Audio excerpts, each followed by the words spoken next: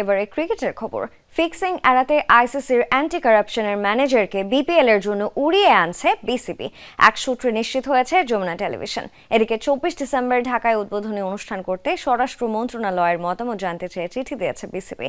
এবার বিপিএল এর ইতিহাসে সর্বোচ্চ পারিশ্রমিক পাবে আম্পায়াররা।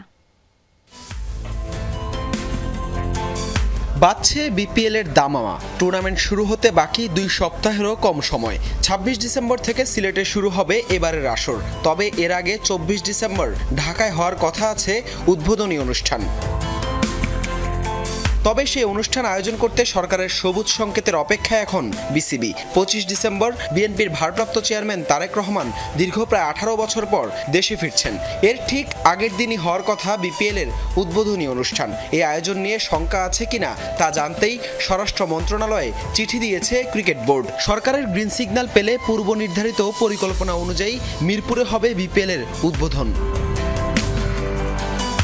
তবে যদি অনুমতি না পাওয়া যায় সেক্ষেত্রে সিলেটেই অনুষ্ঠান আয়োজনের ব্যাপারে ভাবছে বিপিএল গভর্নিং কাউন্সিল। যমুনা টিভিকে নিশ্চিত করেছে বিসিবির একটি সূত্র।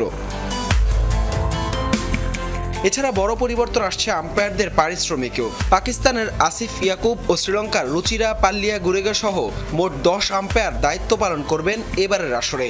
বিপিএল এর ইতিহাসে সর্বোচ্চ পারিশ্রমিকও দেওয়া হবে আম্পায়ারদের, যেখানে থাকবে না বিদেশিদের সাথে কোনো ধরনের বৈষম্য।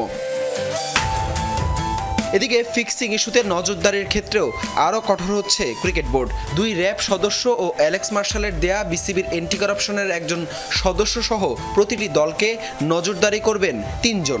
এছাড়া এই টুর্নামেন্টের জন্য বিশেষভাবে উড়িয়ে আনা হচ্ছে আইসিসির অ্যান্টি কারাপশনের একজন ম্যানেজারকেও, নিশ্চিত হয়েছে যমুনা টেলিভিশন।